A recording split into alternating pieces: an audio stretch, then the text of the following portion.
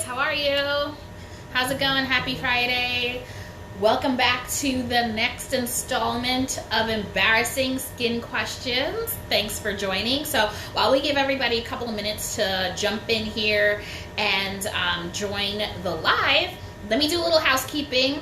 So we have a summer contest coming, and I'm going to announce that really soon. We're working on some final things with that, so the summer contest will be released after the 4th of July holiday, probably on the 5th.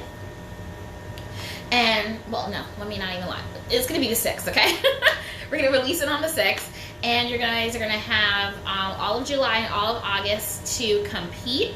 So we're looking forward to releasing that. We're going to definitely have some winners for the month of July, and then some winners for the month of August as well. So keep your eye out for the post notifications, because the summer contest is coming down the pipeline.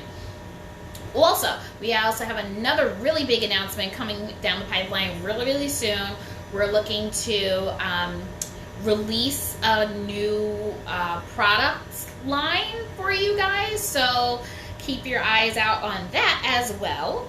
So turn your post notifications on. If you like this information, you're enjoying all the lives and the material that's out there, definitely like this page, follow it, share with your friends, get them to like and follow as well. So before we get started, if you want to kind of jump over and hit the like button, hit the follow button for this page, I really appreciate you guys. I really don't ask for much of anything else other than you like, follow, share, okay?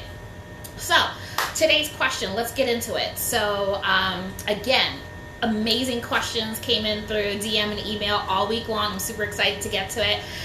There was one that really stood out, and I thought it would be very helpful, especially because, you know, the last few days have been extremely hot. It's only going to get hotter all across the country, and now's the time of year people are going on vacations, you know, taking little weekend getaways, and also, you know, working out. You're probably stepping up your workout even more right around this time as well. So I want to make sure I get this information out to you guys, and it's, you know, I guess it was embarrassing to a few people, but I don't think it's embarrassing at all. I guess it's just me. I just don't think any skin questions are embarrassing.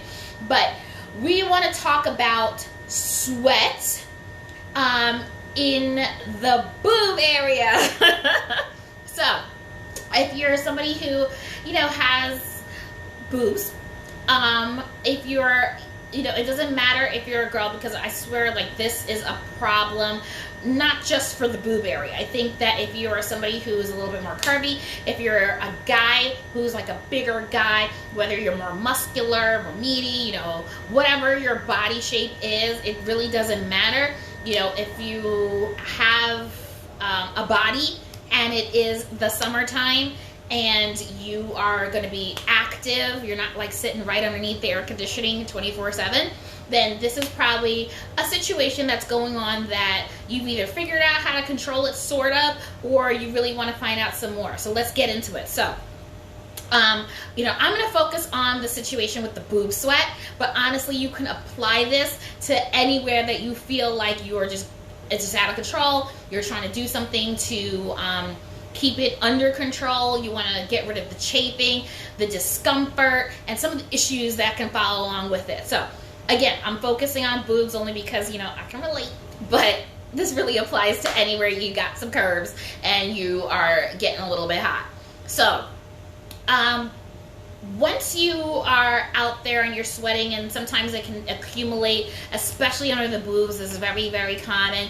You know, if you don't really take care of this long term, you can develop some skin problems. So some of the problems that could pop up are, you know, eczema flare-ups. You can get some fungus in there, hyperpigmentation, rashes, hives, irritation, and sometimes I have seen this where you might experience some broken skin.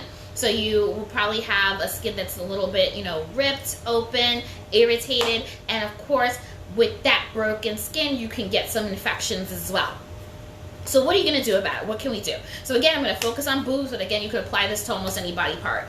So when it comes to boobs, you want to make sure that you get a really great bra. There's a lot of good bras on the market that is made out of wicking material. I like to call this wicking material because it literally allows that area to breathe better, and it really grabs the sweat from that area and pulls it into the material instead of having it sit and fester on your skin. So you definitely want to take a look at, the type of bra that you're wearing. If you can get away with it, try to find some bras that don't have the underwire as well. It allows just for more air to kind of get to that area. It's less claustrophobic there, and it'll give your skin an opportunity to breathe a little bit better. So if you can get away with trying to find some wicking material that gives you the support that you need, but also does not have a wire in it, it's using maybe some stronger Lycra or something like that to give you more support in that area, definitely go ahead and go for that.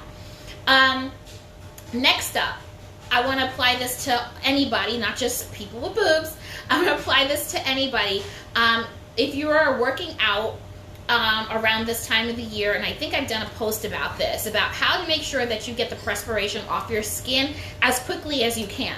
So 9 times out of 10, if you have a distance to get from your workout to where you get back home and you can take a shower, or if you have things you got to run around and do, some errands, that's totally fine and normal, but you definitely need to get that perspiration off your skin. Again, letting that sit on the skin for too long is what's going to have you flare up and have some irritation. So we want to get rid of that as soon as you can.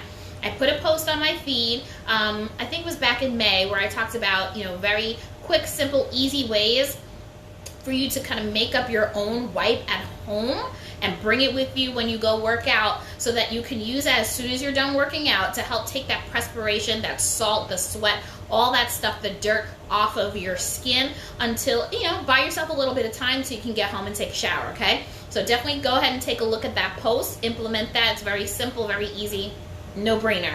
And that's what I definitely want to recommend as far as step 2. So step 1 is make sure you have the right type of clothing material that will allow your skin to breathe. Step 2, definitely get that perspiration off you as soon as you can, especially if you're working out. Now, if you find yourself throughout the day that you want to use these wipes, you can do that as well. If you feel like during the day you're working outside or something like that, you're running a lot of errands, and you just need something to get that sweat off for a little bit, use this as well. Definitely make sure you bring it with you, throw it in your bag or whatever, and get that sweat off of your skin. Also, once you remove the sweat, the dirt, the oils off of your skin, it really allows your skin to breathe a little better, and it'll keep you a little bit cooler as well during these hot times. So that's recommendation number 2. And then number 3, very, very simple and easy, powder down. I know you've probably seen a lot of folks old time, always like with the powder up to the neck or powder under the arms. They weren't really wrong. It's just maybe nowadays with like the type of look that we're trying to go for, it's not the most attractive thing in the world to have powder all over the place. But hey, this is what you're going to do. You can use powder. You could definitely use some good old cornstarch. You don't even have to get too fancy with it. Get you some cornstarch and put that in the area that you are having some problems. Again, we want to make sure that that area stays as dry as possible so that it can prevent irritation. Also, it's going to prevent some chafing as well. So you're really going to kill 2 birds with 1 stone with that. So again, just to recap, take a look at your clothing. Make sure it's very breathable, okay? Get the best wicking material that is available, especially for clothes that are very close to your skin. Number 2, you want to make sure that you are getting that sweat, the dirt, the oils off of you as much as possible, as often as possible, so your skin can breathe and it's not sitting on your skin, festering and creating irritation. And then last, go ahead and powder down. Keep it old school. Again, good old cornstarch does the trick. You don't have to get too fancy with it. And powder down the areas that are having problems. I mean, sometimes you could have like a roll on your back, a little in the stomach. There's nothing to be embarrassed about. Where you have the problem, put the powder there. Okay? So, hopefully this has been helpful. We're going to continue the embarrassing in skincare questions series. We're going to come back again next week.